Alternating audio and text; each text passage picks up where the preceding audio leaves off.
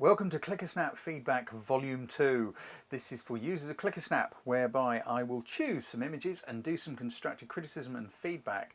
In some cases they are for photographers that I feel you kind of need a bit of a push to help get you up to the next level and figure out what's going on. I'll also choose a few pictures which I think are really great and maybe explain why I think they're great and what it is about them that works. What did the photographer do in order to make that happen? Let's go and have a look at the crop of pictures this time. First off, this is the Clickasnap discussion group. This is where I posted to say I was looking for some images to do some critiques on, and of course a bunch of photographers put some links. Links to the images I'm going to be talking about are in the description below this video, so you can go and check them out. There's also a link to this group, and of course each of the image links is a link to Clickasnap itself. You can come and find out all about the good stuff we have on offer here. I thought it would be fun to have a go at none other than Tom Oswald, Clickasnap boss and CEO and creator of Clickasnap. Now Tom is a very technical photographer. He is really good with his technical stuff, and he's really taken himself on and is challenging his abilities as a more creative photographer. What I like here, Tom, is the way you have got all your technical things just right. You've got all your depth of field perfect, the right aperture, great exposure. Everything is spot on. But something to be careful with when photographing these photo balls is that we've seen them many, many times now over the years. They're kind of not so noteworthy as they once were, so you really got to get it absolutely right. There's a couple things here with composition. The top of Salisbury Cathedral here is just cropped off a bit, and I'm not sure we need quite so much of the space either side of your model's hand. I know this stuff's tricky, isn't it, because you're going to be going up a bit, down a bit, left a bit, right a bit, and then I don't know, someone walks behind it and all that stuff. These are all part of the joys of photography, and I do mean joys. I think they're good fun. The other thing is the light on the cathedral. You need good, interesting light on your subject.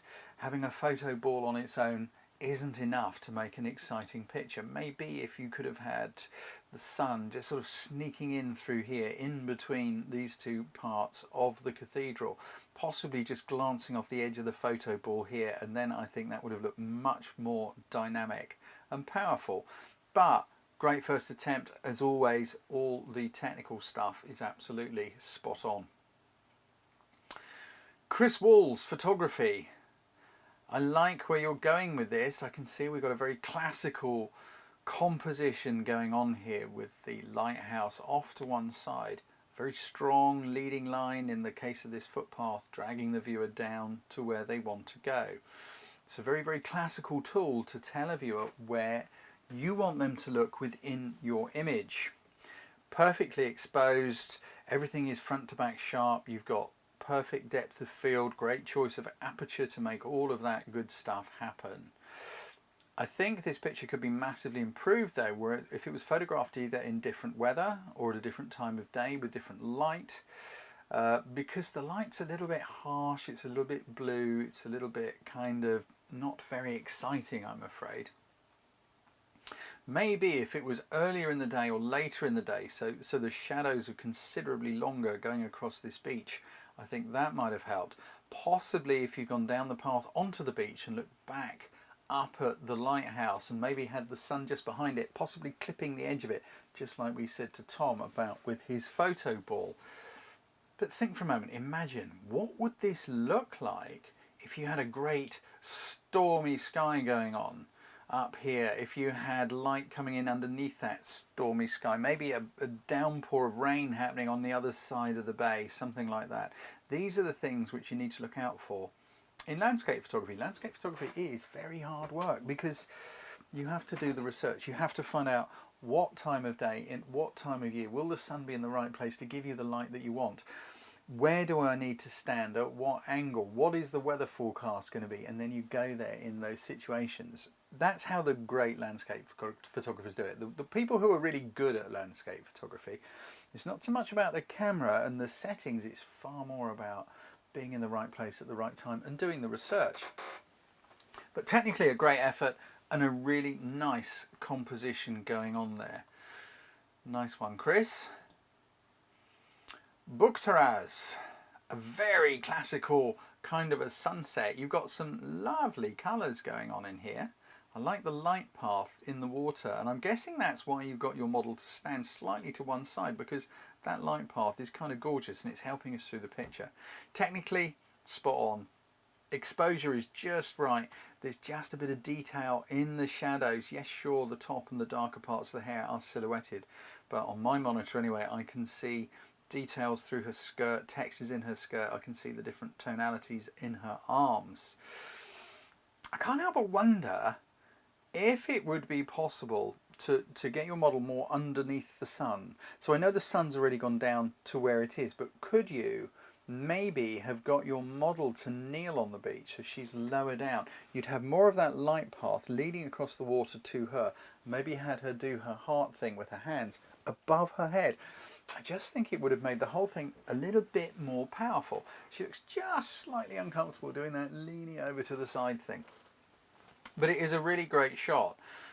Technically spot on.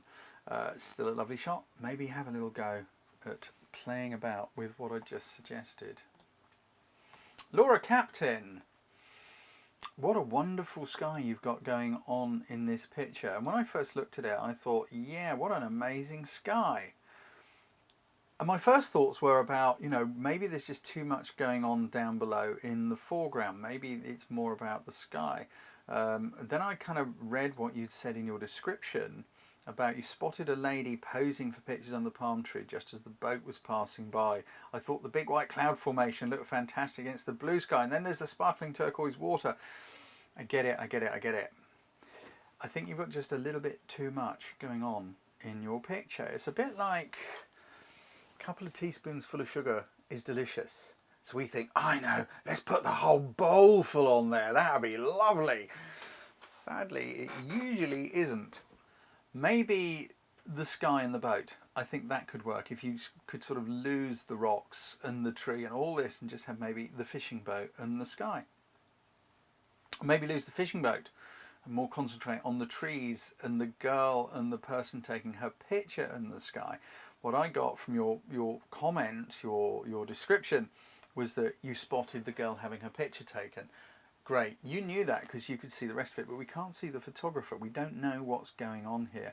I'd have been tempted, because it's just me, to have gone in closer and said, guys, can I join in? I want to take some pictures of you taking a picture of her. I think it looked really cool. Maybe you could then use the palm trees and the sky as part of the picture. Laura, just a little bit less, I think, because you've seen some really good stuff. And technically, yeah, great, perfect exposure.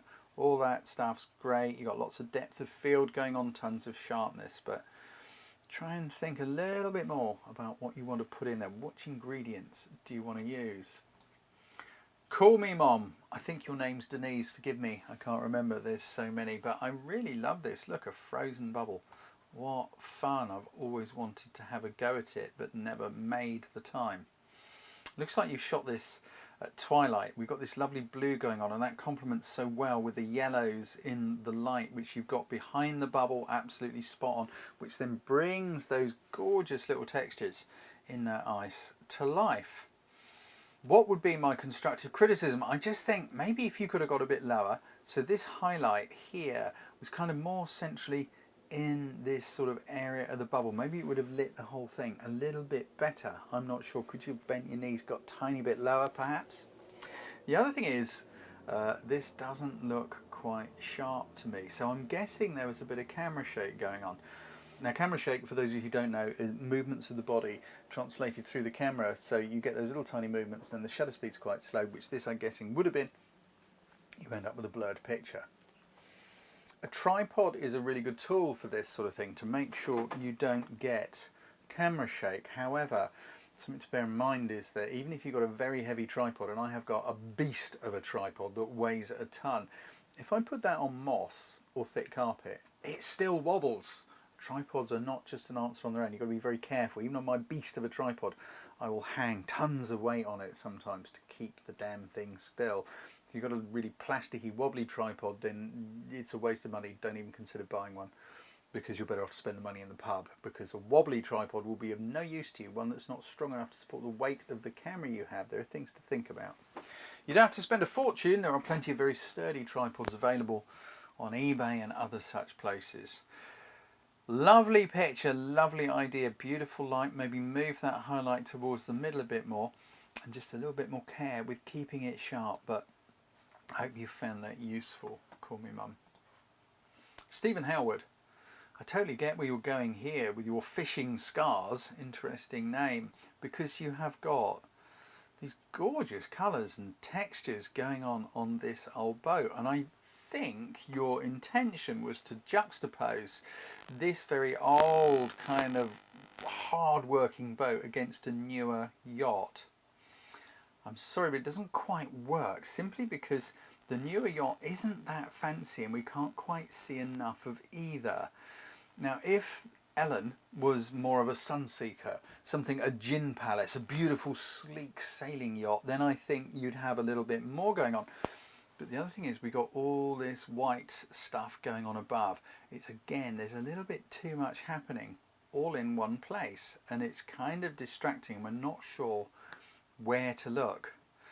I can't help but wonder if there isn't a shot just in this area here. We've got the, I keep forgetting, if you click on things like this or try and nick an image, Clickasnap goes whoa and tries to stop you, and it's me clicking on there in the wrong way that it didn't like. This bit of, the ship number on the side, the rope, maybe there's a shot just in here, just with this area here. Could you have zoomed in some more? Could you maybe have moved further around and looked along it a bit more? Maybe Ellen, this yacht here, is actually in much better condition than I'm seeing, but maybe we'd need to see more of it, which could have been achieved from the side rather than, from the side, looking towards the bow of the boats rather than from the side. Maybe you couldn't do that, of course, because you're in water. Maybe you'd have had to have been wading in the river or on another boat. But again, technically, great exposure. You've got some very bright highlights here, and you've kept them inside. You've still got details in the shadow. It's nice and sharp, technically very good. Try and have just a little bit in there, Stephen. I hope you found that to be of use to you. John Lowe, Through the Trees. Totally get it. Great title for this shot, because that is what we're doing. And this sort of peeking through the trees, you're peeping. I do love a peep. You're peeping through the trees at this very intriguing looking house or castle or whatever it may be. I think I saw this is in Scotland. The only thing is, the picture is it looks a little bit grainy and like it's falling apart. Now that suggests to me it was either done and cropped into quite a lot, or maybe it was taken on a phone. You did that pinchy thing to sort of zoom in a bit. It's a little bit too bright. You see how the highlights on the domes here are burnt out and on the roof. If you could have brought that exposure down a little bit, I think it would have made a huge difference to the amount of colour and the saturation. Even on a phone, you can still reduce exposure. On most phones, if you put your finger on the screen and slide down, you'll lower it and brighten it if you slide up. You can even do things like play with contrast on some of them, but I'm not going into all that now. Maybe you shot this on a digital SLR or mirrorless camera, and maybe you shot it manually with using the light meter and setting your exposure exactly as the camera's light meter told you to. Something to bear in mind is cameras can't think, and you can. If that was shot manually and you did exactly what the camera told you, then why is it too bright? It's because the camera can't think. The camera doesn't know it's supposed to be dark. It just tries to make everything average. And if you've got lots of dark tones like you have with these autumn trees, the camera might go, no, this is the right exposure, you set it, and then you wonder why it's too bright. You don't be afraid to argue with your camera and your light meter. You know that those trees are dark. You know that your camera's going to over brighten things. So argue with it. Just go, no camera, blow it out your backside. I'm darkening this a little bit, and set your camera accordingly. But I love your idea of peeping through this little gap in the trees. Lovely bit of compositional stuff. I think maybe you could lose a little bit off the top. Just keep the tip of this tree in, or take it off really quite low like that. But it's a great idea. If you're down this way again, have another go, make it a bit darker, and possibly when the light is a little bit stronger coming in from the side. But I think just reducing that exposure would make a huge difference. Here's one I really love, The Coconut Tree on the Beach by Seran23. I want to be here. instead of the nasty, horrible cold grey dinge we've got in the UK right now. This is such a great picture. There is such a feeling of warmth and tropical sunshine in this. Technically, obviously, it is perfectly exposed. Everything is bitingly pin sharp front to back. That tells me you had a great choice of aperture to ensure your depth of field was sufficient to be sharp from just in front of the camera with these trees all the way out to the horizon. The subject is very small, which is of course this little harbour, this little bay, these little boats. They're very small in the shot, and it works because the rest of this shot is framing it. It's playing second fiddle. Even though it's big and it's dominant, it's still supporting your main theme, which is these little boats in this harbour. They're beautifully framed between these palm trees. Look, we've got a palm tree coming out here, another one coming out here. We got more down the bottom. All of them are just kind of layering up, stack, stack, stack, stack, stack, forcing your viewer. Look at the little boats in the harbour. If you could have had a human being in it, I'd have loved it even more. That's me. I love people in pictures, just little human beings, just little tiddly-widdly ones. If there was someone just in the water, just up to their knees, possibly up to their waist, someone standing up in one of these little boats, someone stood over here just looking out across the bay, I just think it would be totally magical. Beautiful shot, well executed, both technically and creatively. Constructive criticism, to me, it looks a little bit over colourful. But sometimes in these situations, you do get shots that are like that and you haven't boosted the colour. I have had shots when I've been running workshops in Cambodia and other places where it's in the tropics. And I've looked at it and gone, whoa, no one's going to believe those were the real colours, and I've desaturated them a bit. But actually, they were. Beautiful shot. I love it. Great job. Dan Burgess. What a cool picture. This is so hard to do, this sort of wildlife photography. Capturing this magpie at just the right moment, in just the right light. So let's go through this. Technically, spot on. The focus is in just the right place. It's beautifully sharp. Great choice of aperture because you've got a shallow depth of field, which tells the viewer where to look. A long lens, a long lens. Yes, of course you need that for wildlife, but also that will massively enhance that shallow depth of field, that blurry background. Great choices.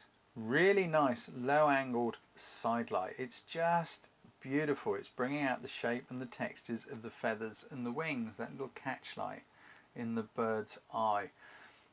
And of course, shot at just the right moment. The moment you squeeze the shutter is just as important as the camera you use, the lens you use. In fact, I'd say the camera and the lens you use are not very important.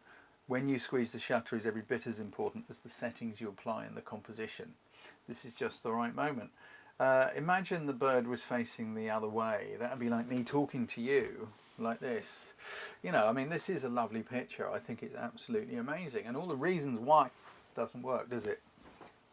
Constructive criticism. On my screen, this looks just a little bit dark. It could stand a little bit of brightening up.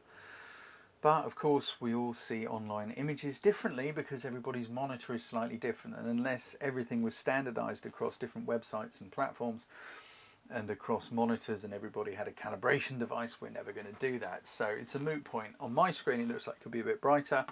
My screen is calibrated. Maybe it's a creative choice on your part, or maybe it is a bit brighter on your screen. Beautiful picture. I am absolutely not knocking it. Of the ones we're looking at, this to me just stood out, and this was my personal favourite. Rob Smith. I love this diver with a fried egg jellyfish. I just think this is such a great picture. It's strong, it's noteworthy, it's the composition, it's the light, and again, just like with Dan's bird, it was Dan, wasn't it? Yes. Rob has pressed the shutter at just the right moment. Look what's going on. We've got this really strong and dominant jellyfish. This picture's about a jellyfish and a girl looking at a jellyfish. Look at the wonder in the girl's body language. Look at the position of her arms. She's genuinely kind of like, wow. I get wow come out of this picture. That means the shutter was pressed at just the right moment. Never mind all those other camera settings and things. This is also where true photography lies, in composing the shot beautifully so that it's powerful and strong, waiting for the right moment when the jellyfish is just the right distance from the camera to be strong and powerful. just the right moment when the girl who's diving is looking with wonder at it. Of course, yellow and blue complementary colours, they work very, very well together. Lovely depth of field, great exposure. What can I say? Compositionally, some of you may notice this is what they call a diagonal composition, because of the link between the angle of her body, her eye line, and up to the jellyfish, which is on exactly the same angle. Now, don't get too hung up about these rules of composition, such as diagonal and rule of thirds and Faber or whatever his name is, spirals and things. Honestly, they're kind of useful as a guide. Maybe it's useful to have a quick look at them if you're learning this stuff, but they're not rules. They're really not rules. How do you compose a picture? I would say all you need to do is look through the viewfinder and move stuff around by moving yourself and twisting the camera and bending your knees and standing on tiptoe and turning it this way and turning it that way. Move stuff around and zooming in and out. Focal length and composition, they're best friends. Zoom in and out a little bit. What you include, what you exclude, field of view, depth of field, all that good stuff. That is composition. Now you may look at your picture afterwards and go, oh wow, look, I've got a diagonal in this. But I bet you anything you like, Rob didn't look at this and go, I need to use a diagonal composition on this shot. I'm going to turn the camera. He probably subconsciously did it. A lot of people get very caught up on rules of composition, how they should or should not do it. Rules like should and should not be used. Everything we've looked at here, there are links below this video which will take you to these individual pictures and of course to Clickasnap as well as the Clickasnap discussion group. I hope you are well, I hope you are happy, and please join in. If you're not using Clickasnap, come and have a look. It's not a little baby anymore, it is growing up. There's some really good stuff happening. Come and pop some pictures on there, and if you would like me to look at some of yours, please join the discussion group because I will be posting in there more. Be well, take care. I'll see you next time.